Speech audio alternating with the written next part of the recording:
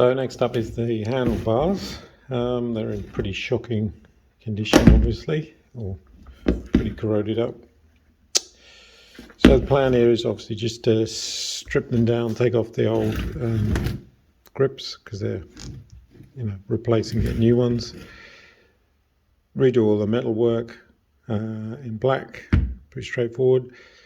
Now the switchgear, unfortunately, when you go to strip this back, it's going to remove all the decals, so I'll have to buy new decals. And I had a look on eBay, and most of them are pretty standard fare in the sense that the proper decal should be just white and nothing, just the letter, whereas the ones you see on eBay, most of them are a black outline printed the decal on a white background, so you get to see so you can't print in white laser or bubble jet. But what they do is they make a black outline so it looks like it's white lettering, and you get a black box all the way around, which is fine. Now I do actually have decal paper, so I'm going to actually have a go, or do some tests anyway, and try and make my own decals the same way. So what I need to do is take some still photographs with a ruler just to sort of get the positions about right, and try and match the lettering as close as we can. If it doesn't work, then I'll get the eBay ones, but I've had them in the past and they're not that great. And the other thing we need to do is obviously just test the electrics.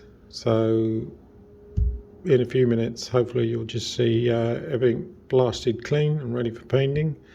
If there's anything odd about this of note, and I'll include it in the video. Unfortunately, after cleaning up the handlebars, you can see I've just sandblasted this one. That's nice and straight.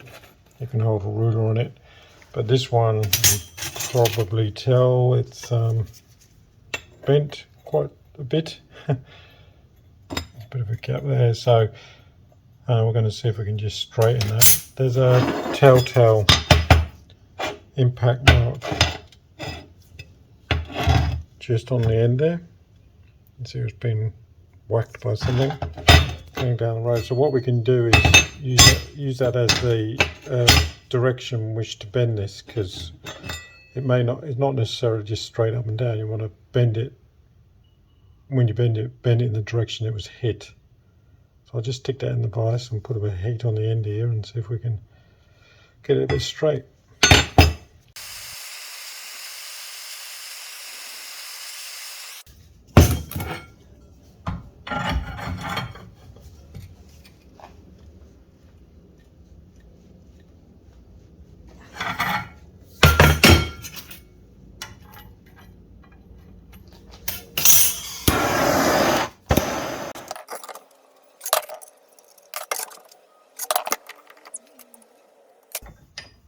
Still needs a bit more. It's just that last top bit, it's not bang on. I mean, it's probably more than enough for what we need.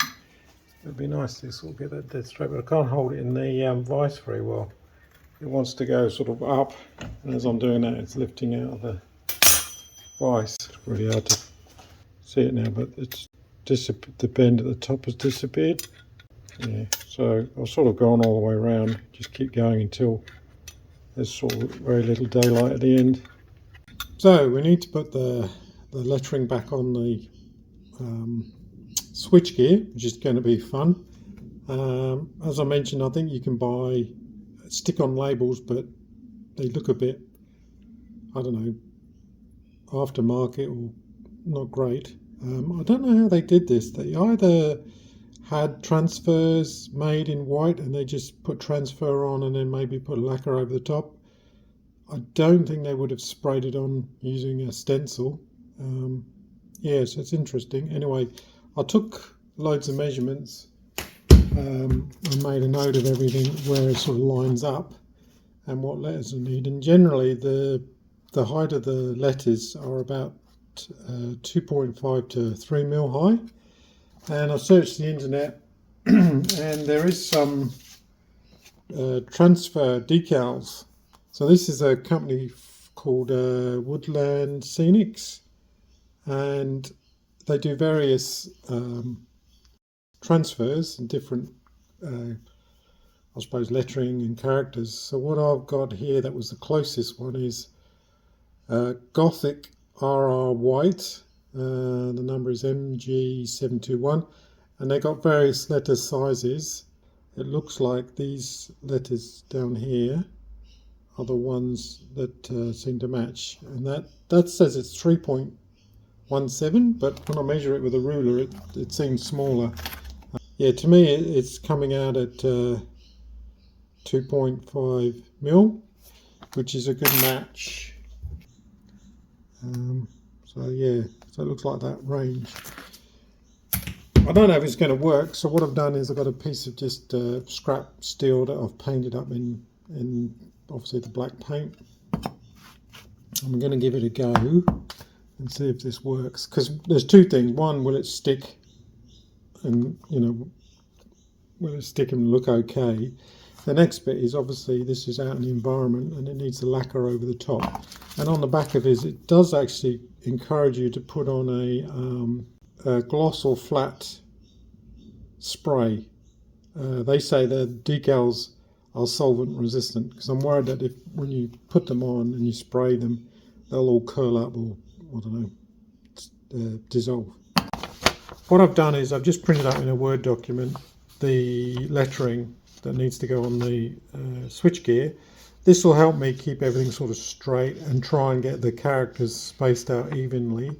I've sort of measured on the original switchgear, sort of like did some sketches about the spacing, and then made a replica in the Word document.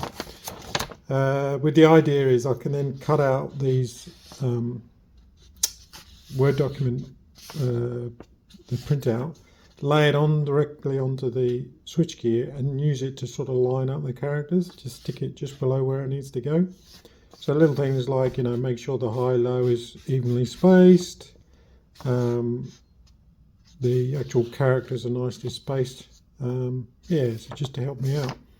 Also, so for the test, I made some junk words down here. These are characters I don't need to use, because obviously there's a limited number of characters in the set, so try not to waste them in the test. And then I can transfer the process onto here, see if it works, and see how it goes. Oh, just to help you, what I've done is font size is about 2.5, and the font name is Nimbus Sans, if that helps anyone. So I'll just cut these out and we'll do a test.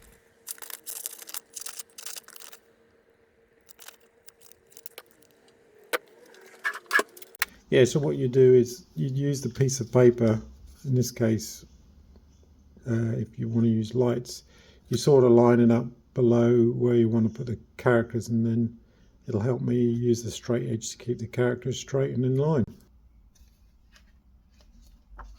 So it comes with like a backing sheet, and then you can see that these letters will just hopefully transfer directly onto the black paint.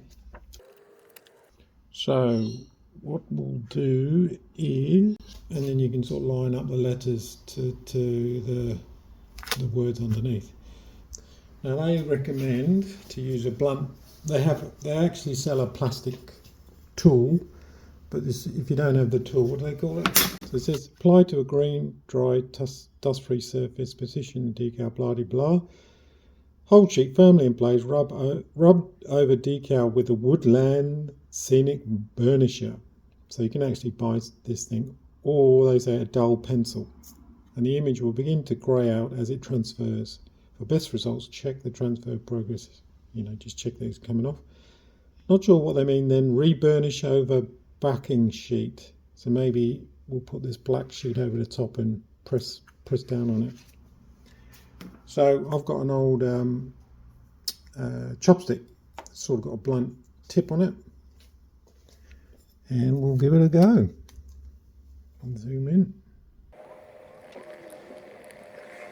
Doesn't seem to be doing anything. Nope. Is there a sheet on the back of this? I'm not realising. Yes. Oh, good one. Okay. Yeah, I probably transferred the K onto this thing now. I don't know. Still there. So you've got to peel that sheet off. And get our K in position again.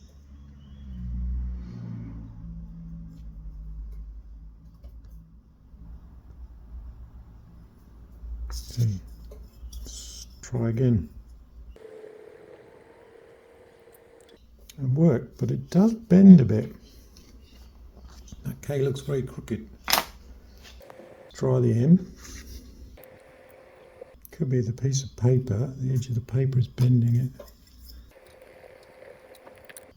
M. Q.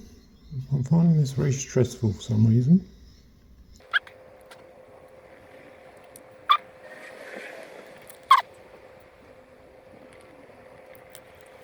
Okay, that comes out quite well. I've got to be a bit careful about my positioning the letters up and down. I've got to keep it closer to the edge of the paper. That Z is jumping up. But no, it's quite an easy thing to do actually. The sheets themselves are not too expensive. I think they were like $13 each. The postage is the biggest expense. There's a mob in Sydney that sell them, but just jump online and you can find a local reseller. So yeah, that's that. What I'll do is I'm going to do two tests. One with a matte lacquer, and on the back we'll do a gloss finish, just to see what the difference is like. So that's that one. I'll come back later. I'll put some more characters on both sides, and then we'll spray them up and see how they go.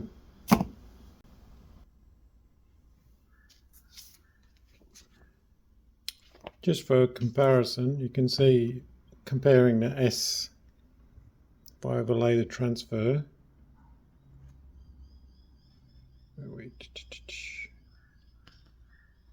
Don't know if you can see that, the lettering through the back there, but that's a very close match. So yeah, this is an ideal set of lettering.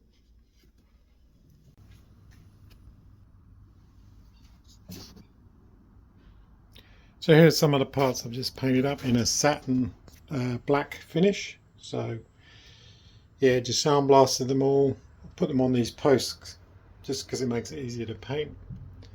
And there the handlebars and the clutch lever pivot point. So now we just got to put the decals on these and then give them hopefully a lacquer, clear lacquer with a satin finish so they're not too glossy. These are the clear coats I'm putting on. These are Dulux handy tins. Semi-gloss coat, I'm doing one test, and a matte clear coat on the other, just to see what the difference is like. Because the switch gear isn't a gloss, it's sort of like a satin finish. So I've sprayed the parts already in black satin. And then put the decals on, and then going over with a couple of coats of these to hopefully see if that stops them rubbing off.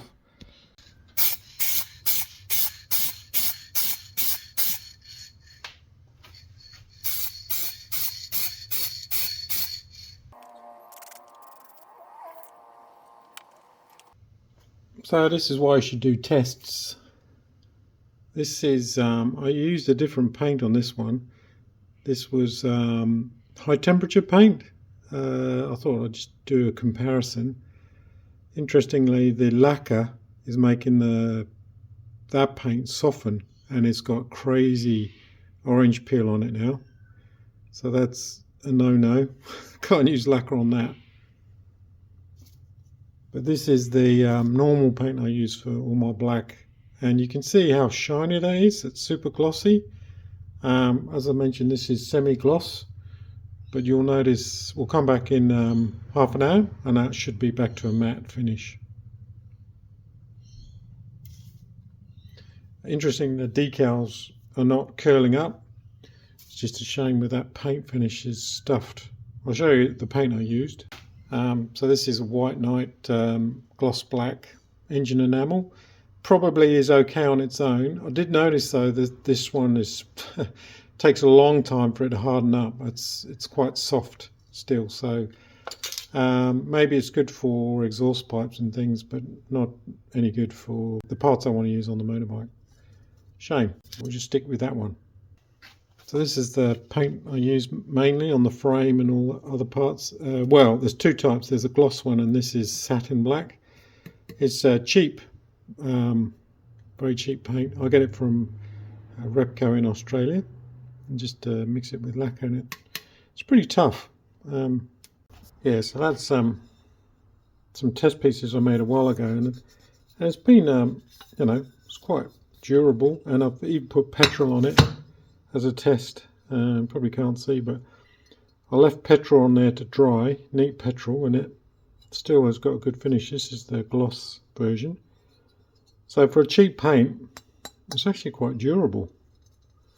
Obviously, if you put a screwdriver up, it'll probably probably scratch, but you know, fingernails can't make mark, and it's not leaving fingernail marks in the paint at all. So yeah, I quite like it. It's not as good as 2-pack, which is something I've always wanted to do, but in my little workshop I don't have the air breathing equipment to do proper hardener paint, and also that's very expensive. Anyway, that'll do for restoration work. So after a bit of experimentation, I got the lettering spaced out so they line up nicely when I use it as a template. So the spacing is 1.0 in the Word document. So if you highlight the characters, right click it, and I think click characters, you can set or force an override to the normal Word document letter spacing. So yeah, that's 1.0 is about right. It's a bit difficult there because there's a button underneath. Parallax, but that certainly lines up very closely.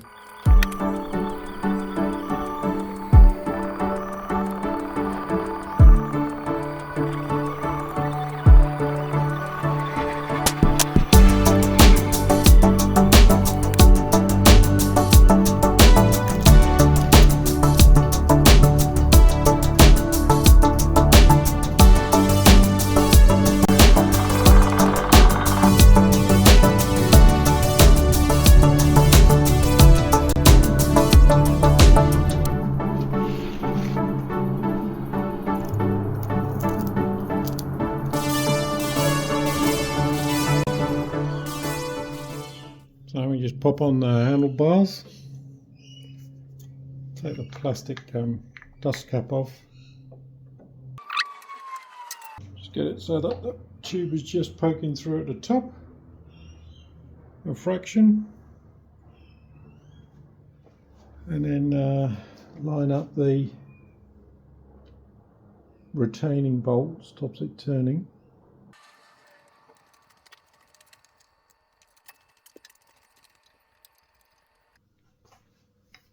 Check the dust cap can go back on.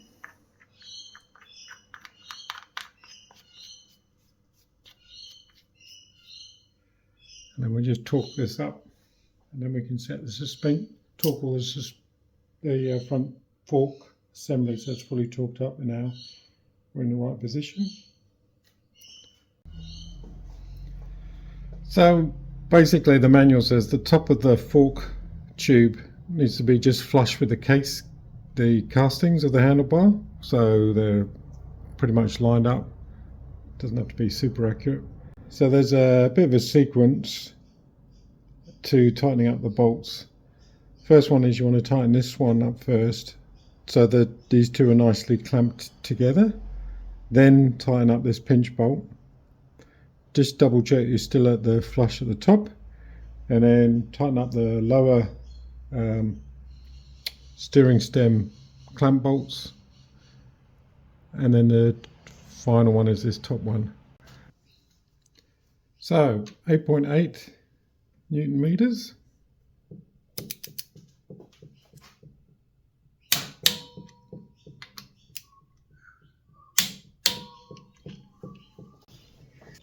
and 19.9 or 20 Newton meters really.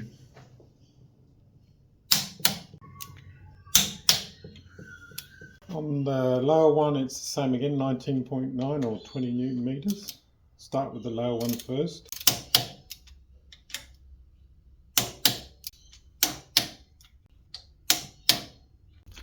And then the top one is a bit more. It's 22.5 Newton meters. Alright, so they're done. Now we can start assembling the switchgear, brake and clutch. Oh, and the bar ends.